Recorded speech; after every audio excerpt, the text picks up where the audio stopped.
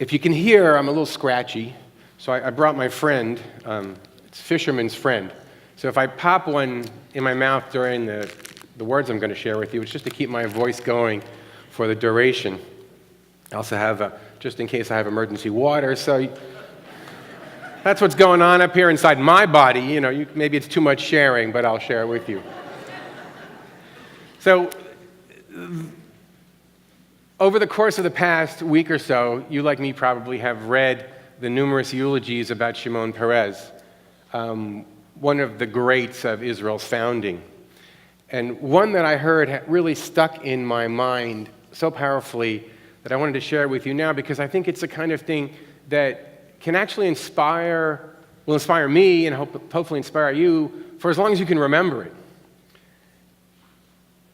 Someone asked him how at 93 years of age he stays so young. And Peres said, "Every once in a while I count up my achievements.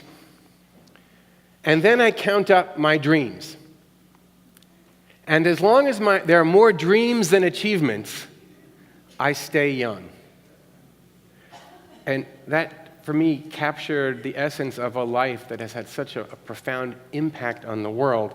Think about what it means for the state of Israel when it has a state funeral for the Jewish people, for dignitaries from around the world to come to pay their respects to one of our greats.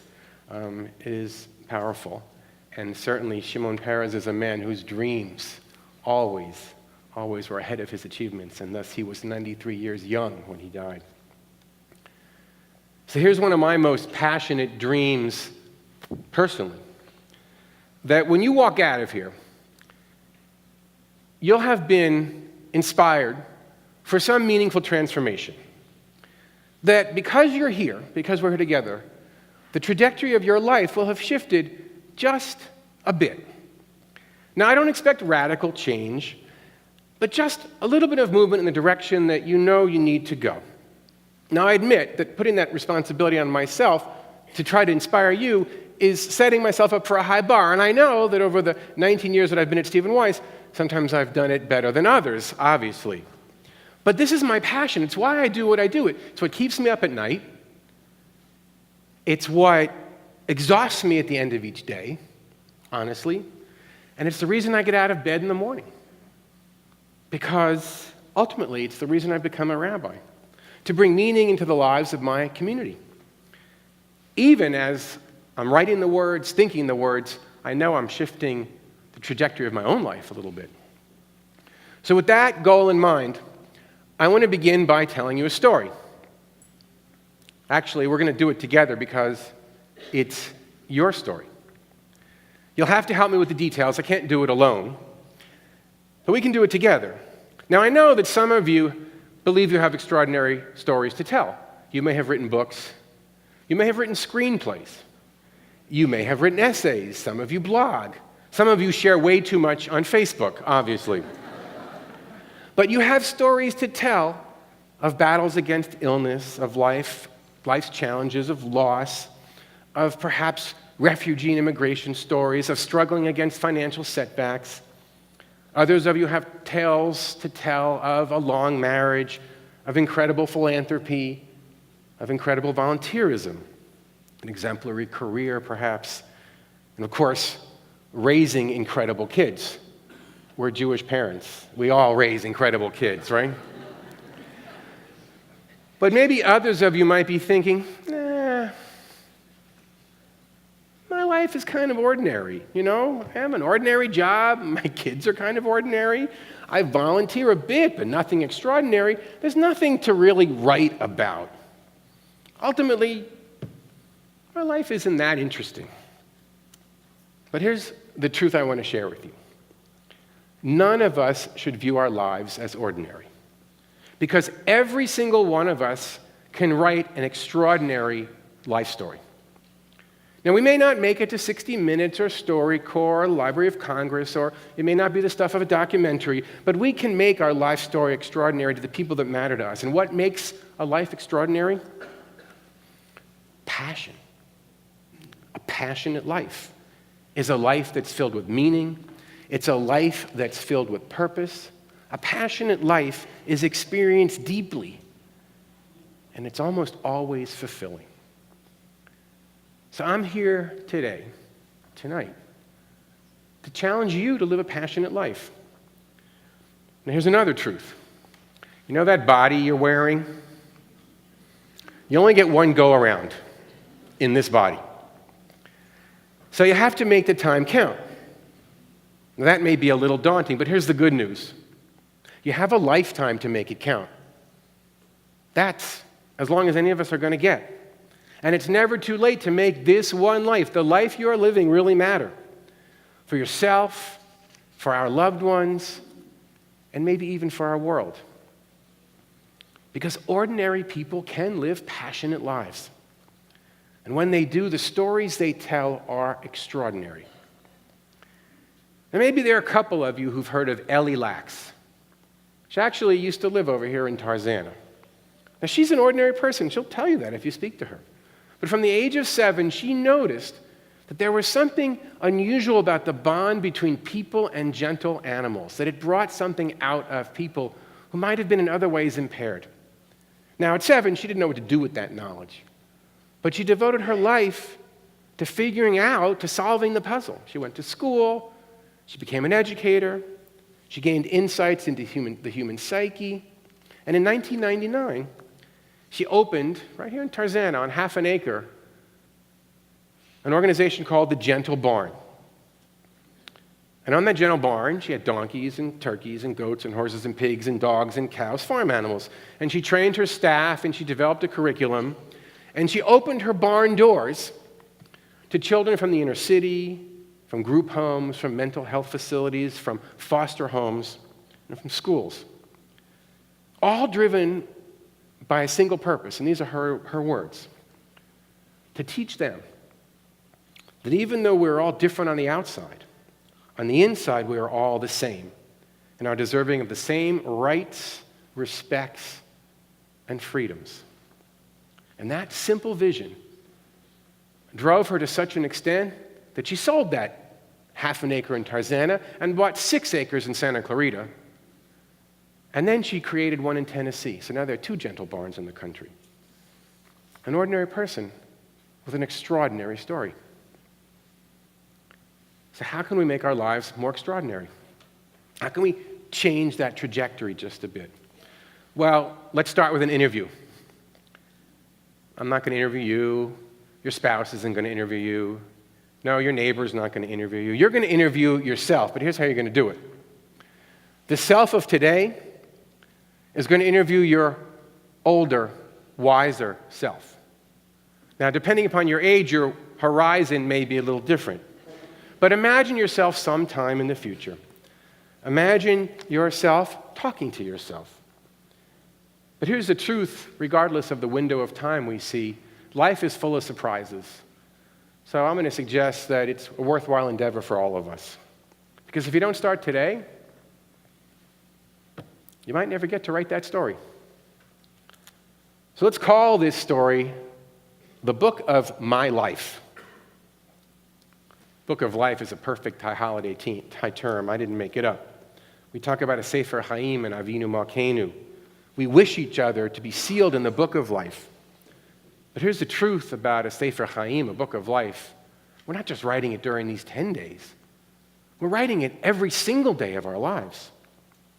And the last thing any of us want in the book of our life are empty pages. So let's get on with that interview.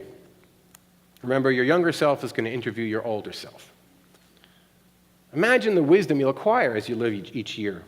And ideally, your older self will have insights you don't know now.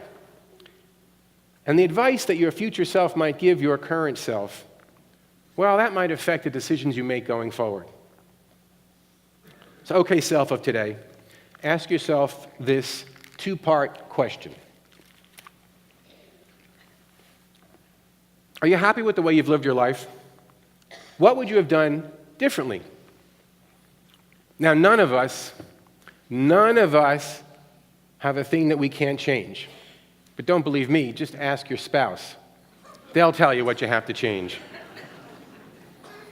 It's a long-held Jewish principle But there's a battle raging inside all of us. It's between the Yetzer HaTov and the Yetzer Hara. And they fight every day, every minute of our lives, they're fighting with each other. The Yetzer HaTov, that's the voice that's saying, do the good thing, do the right thing. Create, love, give, care. It's flowers and angels and kindness and patience. All the things we know we should display more of more often. But fighting with the Yetzer HaTov is the Yetzer Hara. Now you know that one too. That one's buy me, get me, give me. We all have that working inside of us, right? More, I love to shop. That's the Yetzer Hara. And sometimes it feels really good to respond to that voice. And it makes us really happy because that's the voice of instant gratification. That's what that is.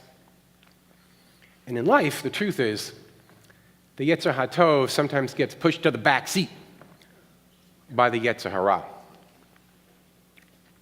So that's why you're interviewing yourself, because you're forcing yourself to take the long view, to recognize that balance between the Yetzer HaTov and the Yetzer Hara, that it makes all the difference in how we live our lives. Now, you think you know what makes you happy now, but what's going to make you happy 10, 15, 20 years from now when you look back on your life? What do you want to make yourself happy when you're old and gray? A friend of mine told me a memorable story that shows how the subtle challenge between the Yetzer HaTov and the Yetzer Hara acts on us. Now, it's memorable because of the disappointment in his voice. You see, he had an uncle who lived and breathed golf. He watched or played it all of the time. Anybody, does this sound familiar to anybody? So, when my friend was young, this uncle would visit. This is a while ago. So he'd walk in the house and say, do me a favor, turn on the television and switch it to golf. Now, in those days, it wasn't a remote control. There was one button and a channel changer, but that was the extent of the conversation my friend had with his uncle. And what he realized is that when he's telling me this story, is that over his entire life, he only had 2 hours of conversation with this uncle. And most of it was occupied by turn on the TV and switch it to channel 7. And then when my uncle's friend died, my friend's uncle died. My friend's uncle died. He was shocked because this uncle left him a lot of money. He never knew this uncle really even cared. And the uncle now left him money to pay for his college education. But he never really knew the man who left it to him. And that was where the disappointment was in his voice. Now, his uncle wasn't a bad man, but he just let that passion for golf overtake the passion that he clearly had for family. So as I think about my friend's uncle, I wonder if he'd have lived his life differently, if he'd have asked himself the questions that I'm asking you. Might he have watched just a little less golf at those family visits? Might he have gotten to know that nephew that he was going to send through college just a little bit better? Here's the next interview question for your mature self. You're going to ask yourself, what makes my life meaningful? And am I living in such a way as to fulfill my purpose on this earth? It's a night of questions. Rabbi Wozniak asked you questions. I'm asking you questions. You're going to go out of here. Your head's going to be spinning. But when you ask yourself if you're fulfilling your purpose on this earth, it sounds like a grandiose question, but it's really not. Because what it's asking you, what I'm asking you, is how you're expressing your passions. You're expressing your passions through your volunteerism, through your parenting, through your grandparenting, in your profession, in your relationships. When Katrina hit New Orleans, the city fell apart. And at the Memorial Hospital in New Orleans, they lost power. And the doctors and nurses had to make decisions about literally who should live and who should die. Because a hospital without power is a hospital that barely is able to function. And in the midst of all this, there was a nurse, and her name was Isabelle. And when the power failed, she quickly grabbed a ventilator, and she started pumping air into the lungs of a patient who was on a respirator. And she spent an hour or so pumping the air into the lungs of this patient, looking into his eyes, looking at him, pumping and pumping and pumping, till a doctor came up to her and tapped her on the shoulder and said, "You know, he also needs oxygen." She nodded, and he said, "You know, the power's out. We're not pumping oxygen into this guy. You have to let him go." She's pumping. And she stopped finally. And she stepped back, and she held his hand, and she stroked his head. She put her hand on his shoulder, and she stayed with him. And as she watched him die in front of her, the tears started to stream down her face. And as she was sitting there crying, the chaplain came up to her, put his arm around her and said, "Would you like to say a prayer for him?" So they took the man in his bed and they wheeled him into the chapel. And Gina Isabelle, the nurse, said a prayer for a man she had never spoken a word to. That's passion. Because Gina Isabelle, as a nurse, has experienced death countless times. What about this moment made her feel overcome with emotion? And the answer is that she was standing up against the tragedy that was Katrina. That her passion as a nurse drove her to give so much of herself that when that man died, a bit of her was lost with him. But after she said her prayer, she walked out of the chapel and she continued saving lives because that was what she had to do. And despite the tears and despite the exhaustion and despite that setback, she continued to live her life of passion and purpose. So here's a final question for the self you'd like to be. How have my life choices affected the people I care about? My spouse, my children, others who need me. What do I need to change in myself to be who I want to be for them? 2,000 years ago, a Jewish sage known only by his first name, Hillel, kind of like Cher and Sting and Adele 2,000 years ago, right?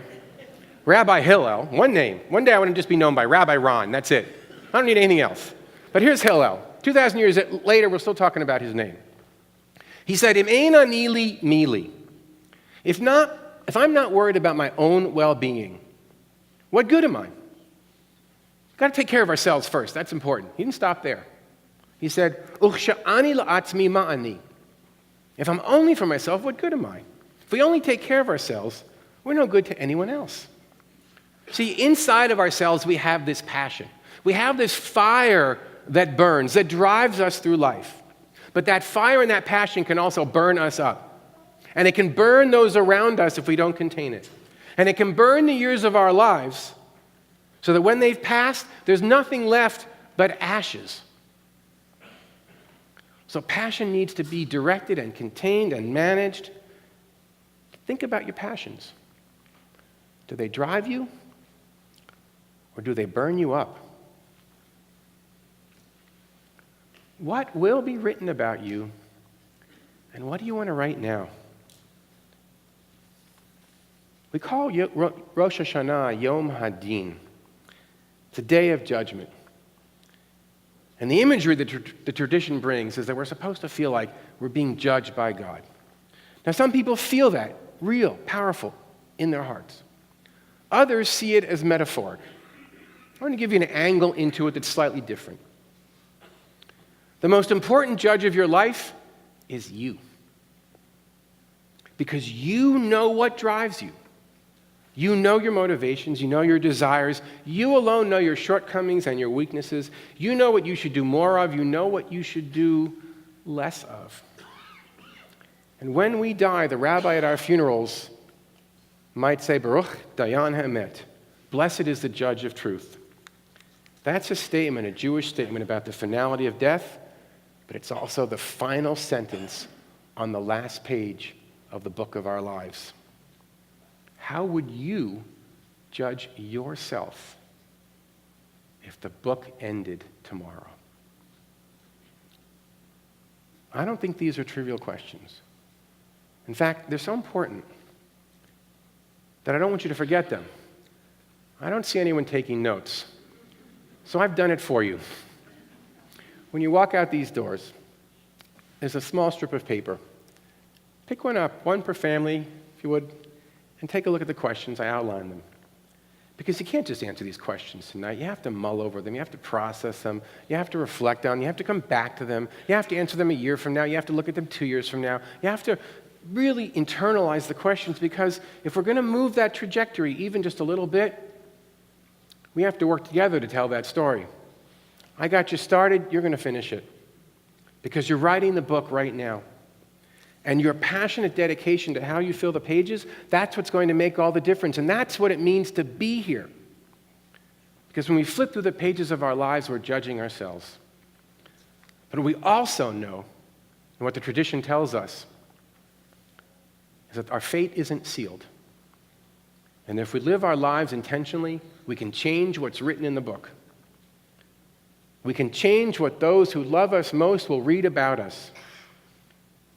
And it's my hope that the book that we're all writing, the book of our lives, will be just a bit better, a bit more complete, a bit more full of passion, because we're drawn to be here every year by our Jewish souls, to sit in this room and to ask ourselves the most difficult questions we can ask ourselves, and to remind ourselves that we are writing the book of our lives every single day of our lives. And as long as we live, the book stays open. May the self that you are yet to be come to be proud of the self that you are, and may you passionately write yourself in the book of life. Amen.